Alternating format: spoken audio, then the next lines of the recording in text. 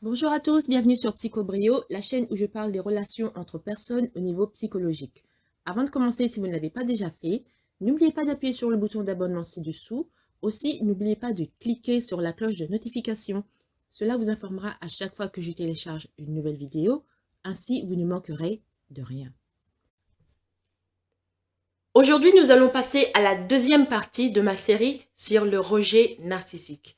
Dans la première partie, on a vu que une fois que le narcissique a enraciné ses pattes dans votre cœur et qu'il s'est assuré qu'il a marqué son territoire, eh bien, il change de visage, c'est bas les masques.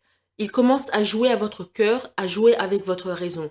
C'est un jour il vous aime, un jour il vous aime pas. Un jour il vous aime, un jour il vous aime pas. Et c'est un cycle de je t'aime, non, ne m'abandonne pas, excuse-moi, je ne referai plus ce mal. Après, vous le reprenez, après c'est je t'aime encore, et après il continue à vous faire du mal et vous l'abandonnez, etc. Donc, le rejet narcissique, on a vu ce que c'était dans la première partie. Dans cette partie, nous allons parler de l'impact du rejet narcissique sur la santé mentale, ainsi que de l'impact que ça peut avoir sur la personne qui est narcissique, qui vous rejette, et aussi comment faire face à ce genre de situation. Donc d'abord, commençons par l'impact du rejet narcissique sur la santé mentale. On sait que les personnes ayant des tendances narcissiques vous rendent émotionnellement dépendant d'elles. Ils essayent de vous définir plutôt que de vous laisser vous définir vous-même. Par exemple, ils vont vous convaincre que vous êtes une personne mauvaise. Ils vont vous convaincre que vous êtes ci, que vous êtes ça, etc. Alors que ce n'est pas nécessairement qui vous êtes. Ça se fait dans le cadre de la famille, des amitiés, etc. Dans la famille, si vous avez un parent narcissique, par exemple, il va vous dire « Oh, toi, tu es stupide ». Oh, toi tu es ci, toi tu es ça. Mais ce sera toujours une dénomination négative. Et il s'en fiche que, par exemple, vous êtes bon, je sais pas moi, il y a une matière à l'école que vous excellez. Vous êtes bon en anglais, vous êtes bon en technologie, vous êtes bon en ci ou en ça. Ça leur est complètement égal. Ils vont juste se focaliser peut-être sur une erreur que vous avez faite et ils vont l'agrandir de manière catastrophique. Et ils vont en conclure que vous êtes nul, vous êtes stupide. Donc ça, c'est comme ça que les narcissiques vont marquer son territoire dans votre cœur et dans votre raison, en vous faisant convaincre que vous n'êtes pas ce que vous êtes ce que lui, il veut que vous soyez. Et c'est souvent quelque chose de négatif. Donc, être rejeté par une personnalité narcissique, c'est quelque chose qui est traumatisant. La réponse traumatique de votre cerveau est activée parce que vous avez perdu la personne qui, d'après votre compréhension, définit votre identité et votre valeur. Mais ça, c'est faux. Personne n'a le droit de définir votre identité et votre valeur. Les autres, ce sont des êtres humains comme vous. Dites-vous qu'ils pissent, ils pouent, ils pètent comme tout le monde. Ce n'est pas un dieu, c'est un être humain comme tout le monde. Un jour, lui aussi, il va mourir. Donc, il n'a pas le droit de définir votre valeur. Votre valeur, c'est vous-même qui allez la définir par vos actions et par vos mots, vos paroles. Et tout doit être en accordance. Par exemple, si vous voulez devenir docteur, votre vie doit être en accordance avec ce souhait. Et c'est comme ça que vous définissez votre valeur par vous-même. Les autres, il ne faut pas trop compter sur eux. Parce que souvent, les narcissiques, eux, ils veulent être au-dessus de vous. Même si lui, c'est un, je sais pas moi, un nettoyeur d'égout et que vous, vous êtes un docteur, il va toujours trouver un moyen de vous rabaisser soit à son niveau, soit à un niveau plus bas que lui. Il va vous dire, oh, rappelle-toi, quand tu avais 11 ans, tu avais volé au magasin. Je me souviens, tu es parti à l'épicerie et tu as volé des bonbons. Alors qu'aujourd'hui, vous êtes 45 ans, vous êtes un neurochirurgien. Qu'est-ce que ça a à voir les bêtises que vous avez fait quand vous étiez gosse? Mais le narcissique va utiliser ce truc-là pour vous rabaisser à son niveau, voire même plus bas que lui. Donc, ne laissez pas quelqu'un d'autre définir votre valeur. C'est vous-même qui devez le définir parce que c'est votre vie à vous, pas la vie de quelqu'un d'autre. Donc, de plus, les personnes qui ont des tendances narcissiques essayent de rendre les autres financièrement ou professionnellement dépendants d'eux, de sorte que vous pouvez également subir des pertes financières ou des revers professionnels. Donc, si vous êtes quelqu'un qu'il dime être faible, il va essayer de vous rendre financièrement et indépendant d'eux. Par exemple, dans le cadre d'un couple, si le mari est narcissique et qu'il voit que sa femme est un grand succès dans son boulot, il va être jaloux. Il va essayer de convaincre la femme, tu sais quoi, faut que tu arrêtes de travailler, on va avoir des enfants, tu vas prendre soin des enfants, tu vas faire ci, tu vas faire ça. Alors qu'il y a des tas de femmes qui travaillent et qui ont aussi des enfants. C'est une question d'organisation. Si elles ont assez d'argent, elles peuvent louer les services d'une nourrice, mais bien sûr, il faut qu'elles s'organisent pour aussi passer beaucoup de temps avec l'enfant. Il ne faut pas que l'enfant pense que la nourrice, c'est sa maman. Mais il y a des femmes qui arrivent à s'organiser, qui arrivent à s'organiser et elles sont très, en anglais on dit successful, c'est une réussite. Donc, ça dépend de la personne, mais ça ne veut pas dire qu'elle va échouer. Donc, le mari qui est jaloux de sa femme va essayer de rabaisser son état social. Comme ça, elle va être dépendante de lui. Et comme ça, il aura une ascendance sur elle. Il va essayer de la contrôler par l'argent. Donc, bien que l'ensemble du processus puisse être traumatisant, vous pourriez être mieux à long terme. Vous devez rester dans la relation euh, si c'est une relation qui se passe bien, si la personne n'est pas un narcissique. Mais si vous avez affaire à un narcissique, le fait de rester dans la relation va vous coûter non seulement votre identité, mais en plus votre estime de soi. C'est quelqu'un qui va éroder votre amour-propre avec le temps, au point que vous serez dépressif, vous serez anxieux, vous ne saurez plus qui vous êtes. Vous ne vous reconnaîtrez pas. Vous étiez cette jeune personne pimpante, pleine d'énergie, de volonté, d'ambition, qui, a, qui avait la joie de vivre, le sourire aux lèvres, etc. Et maintenant, vous êtes dépressif. Vous ne savez plus qui vous êtes. Parce que le narcissique a réussi à gaslighter votre identité, votre vérité, à transformer votre vérité et à comment dire, à rabaisser votre estime de soi au point que vous êtes, en tout cas, il apparaît que vous êtes en dessous du narc. Donc, rester dans une telle relation peut vous coûter votre identité et votre estime de soi, car vous devrez centrer votre vie sur la satisfaction du narcissique. C'est comme si le narcissique était devenu votre Dieu. Donc, il ne faut pas faire ça. Quand vous êtes dans une relation comme ça, dès que vous le pouvez, fuyez parce que ça ne mène à rien de bon. Maintenant, on va voir l'impact du rejet narcissique sur la personne qui, lui, a des tendances narcissiques. Donc, les personnes qui ont des tendances narcissiques ne lâchent pas généralement leur source d'attention et d'admiration, à moins d'en avoir obtenu une nouvelle. Je vous ai parlé dans la première vidéo du cas de Brad Pitt. Bon, je lui dis, Brad Pitt, je ne le diagnostique pas en tant que narcissique. Je fais que utiliser son comportement avec les femmes. Comment il a sauté d'une femme à un autre, d'une femme à une autre pour sa propre gloire, pour sa propre fortune. Donc, dès qu'il n'avait plus besoin d'une femme, il en passait à une autre, à une qui est beaucoup plus élevée que la précédente, au point qu'il a atteint le top des tops à Hollywood, qui est Angelina Jolie. Donc, comme j'ai dit, les personnes qui ont des tendances narcissiques ne lâchent généralement pas leur source d'attention et d'admiration, à moins d'en avoir obtenu une nouvelle.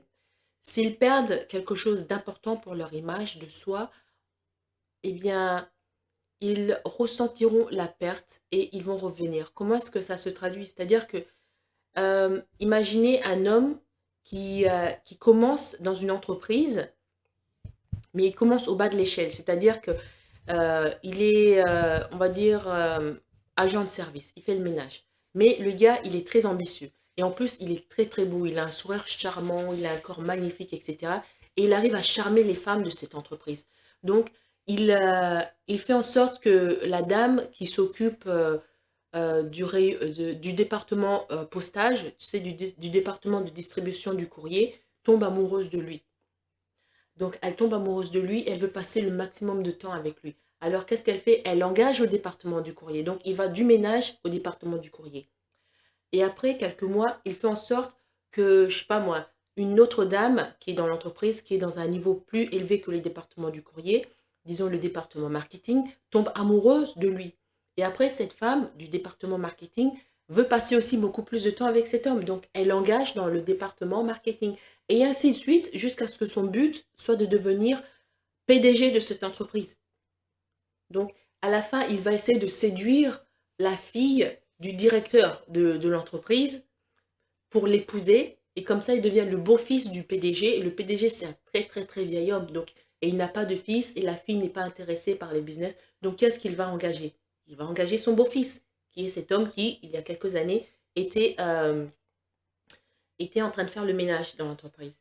Donc, c'est comme ça qu'un narcissique va essayer de monter d'un galon à un autre. Donc, comme j'ai dit ici, s'ils perdent quelque chose d'important pour leur image de soi en vous rejetant, ils ressentiront la perte et reviendront. Donc, si l'homme était au niveau agent de service, il arrive au niveau courrier, et après, il va au niveau marketing, mais avec le niveau marketing, ça ne marche pas, alors il va retourner au niveau courrier. Et à partir du nouveau courrier, il va essayer de refaire un autre goal, un autre scheme pour atteindre le PDG. Plutôt que de passer par le niveau marketing, il va peut-être passer par le niveau comptabilité. Vous savez? Donc ce sont des gens, ils se fichent pas mal de qui ils blessent. Eux, leur but, leur gloire, ce n'est que eux.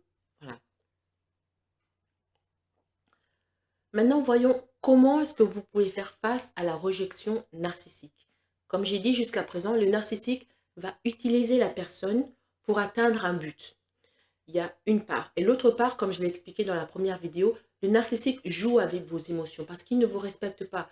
Donc, à moins qu'il trouve quelqu'un de mieux, par exemple, s'il est coincé au niveau courrier, s'il n'a pas accès aux gens qui sont au-dessus du niveau courrier, c'est-à-dire marketing ou comptabilité, eh bien, il va jouer avec la dame qui est au niveau courrier. Il va lui dire « je t'aime ». Après, il va lui offrir des fleurs et tout ça. Mais après, une fois qu'il aura établi son territoire dans le cœur de cette dame, il va jouer avec elle. Au lieu de l'aimer, il va la traiter de tous les noms. Il va la faire sentir comme si elle était de la crasse, etc. Et quand la dame, elle en a marre, elle veut sortir de cette relation, il revient en courant et disant non, je t'aime. Si je me comporte comme ça, il va lui raconter une histoire triste. C'est parce que mon père me battait, etc. Que ce soit vrai ou pas vrai, en tout cas, il va faire en sorte que la femme le reprenne. Une fois que la femme le reprend, et ben ça recontinue. Le cycle d'abus, de je t'aime et je t'abuse et je t'aime, ça continue. C'est ça le rejet narcissique. Il vous aime mais il ne vous aime pas vraiment. Donc, comment faire face à ce genre de situation? Eh bien, voici quelques stratégies qui peuvent vous aider à faire face à l'abandon narcissique. L'abandon, c'est, comme j'ai dit, c'est quand il vous aime, mais après, il vous rejette pour quelqu'un de mieux. Comme j'ai dit, il est au niveau agent de service. Il rejette la dame de l'agent de service avec qui il était et il passe au niveau courrier. Après, le niveau courrier, il passe au niveau marketing. Niveau marketing, il passe ainsi de suite jusqu'à ce qu'il arrive au top de l'entreprise. Et c'est ce que vous avez vu avec l'histoire de Brad Pitt. Il a commencé très très très très bas. Il était un poulet. C'était ça son boulot, se déguiser en poulet et marcher dans la rue. Mais maintenant, il est à Hollywood, en train de, je sais pas s'il a gagné un Oscar, mais il est proche, hein, en train de faire des trucs extraordinaires à Hollywood. Donc, ici, 4 techniques que vous pouvez considérer en ce qui concerne vous protéger des narcissiques. 1. Essayez de vous rappeler qui vous étiez et ce que vous vouliez avant cette relation. Au lieu de subvertir vos besoins, commencez à y prêter attention et à les exprimer. Parce que quand vous êtes avec un narcissique, il fait en sorte que vous oubliez qui vous étiez. Par exemple, si votre but c'était de devenir un docteur, vous êtes très très bon en sciences,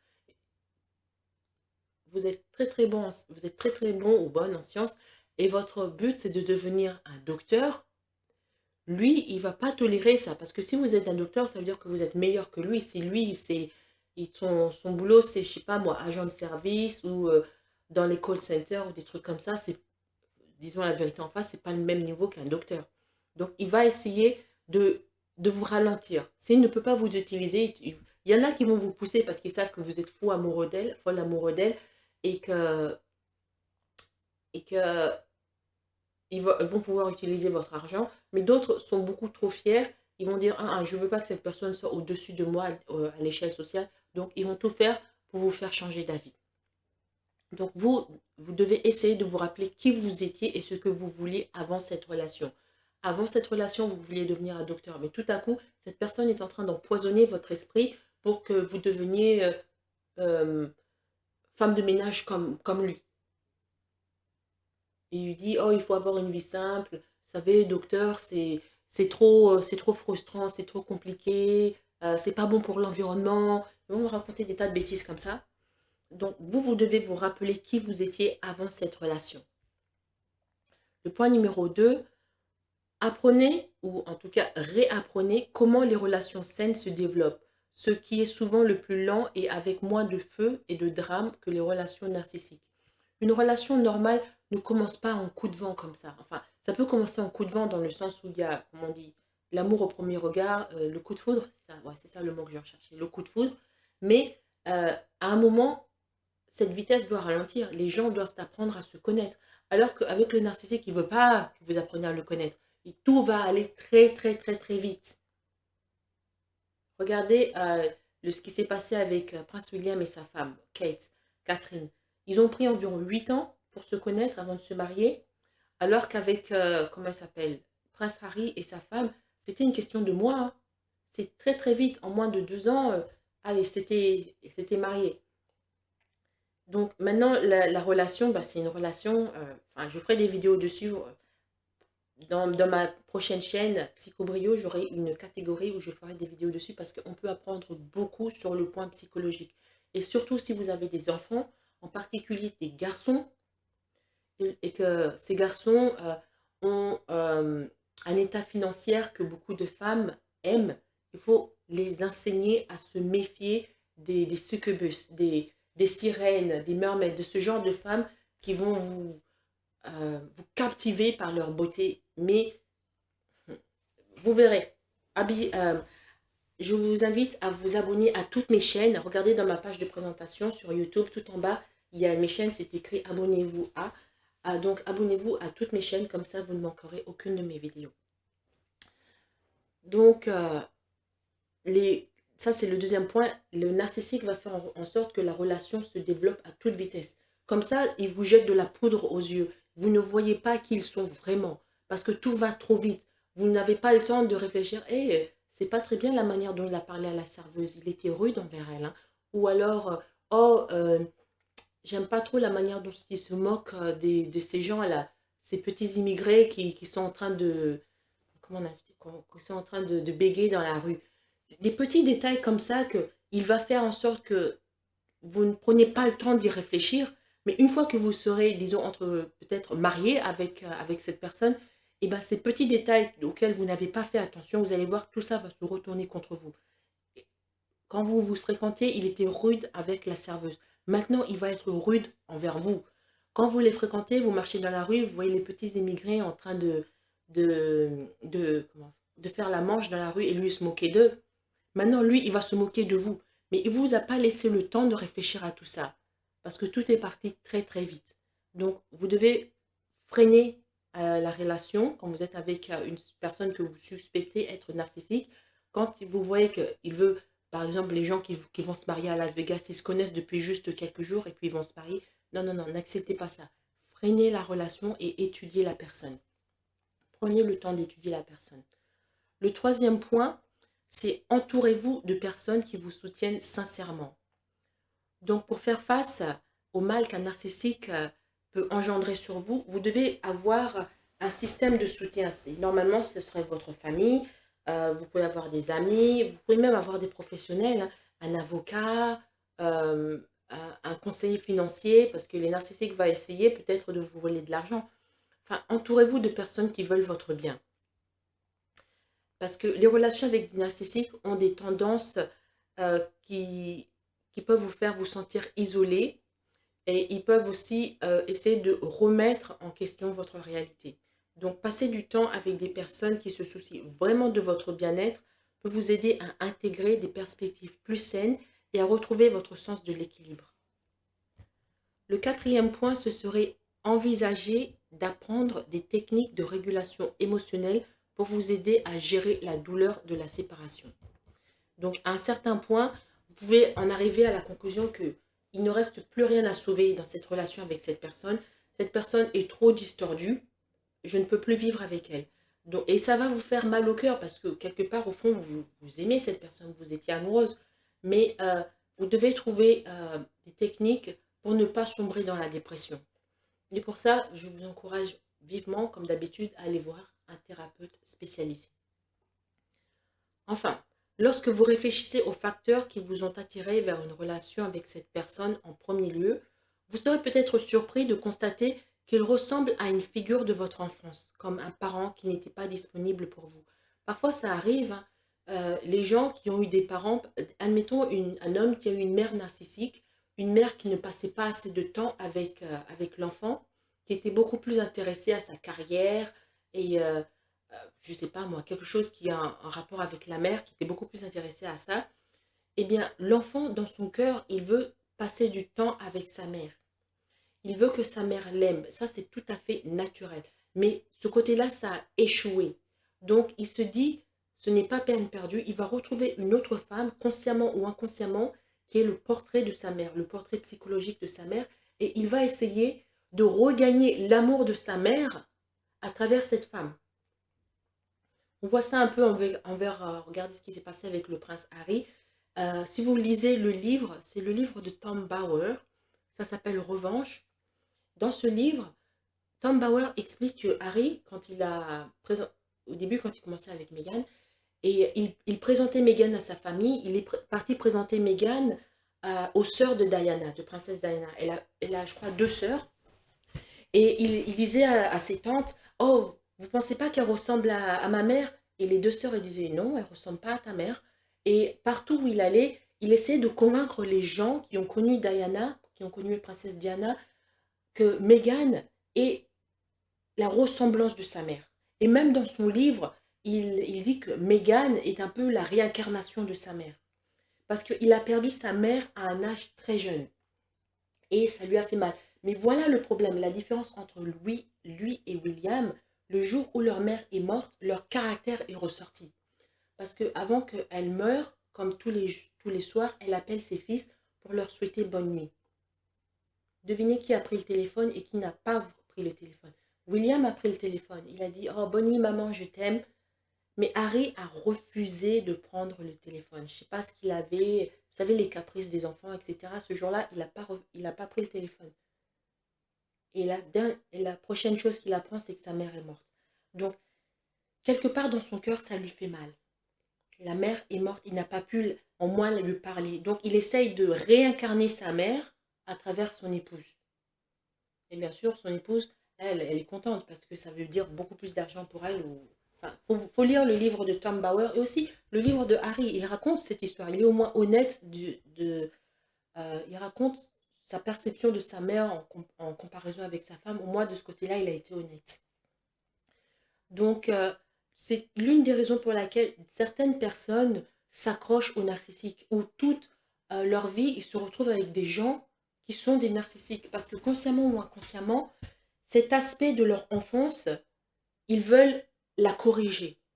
Donc, ils vont retrouver un parent qui a les traits, pardon, ils vont retrouver un ami ou un amoureux, une amoureuse qui a les traits psychologiques du parent qu'ils ont perdu, dont ils ont perdu l'amour, et ils vont dire, ok, je n'ai pas eu ça avec ma mère, mais je vais l'avoir avec cette autre personne. Cette autre personne va devenir ma mère, et je vais avoir ce que je n'ai pas pu avoir avec ma mère, mais je vais l'avoir avec cette autre personne. Mais pour beaucoup, c'est un truc inconscient, ils ne s'en rendent pas compte, hein.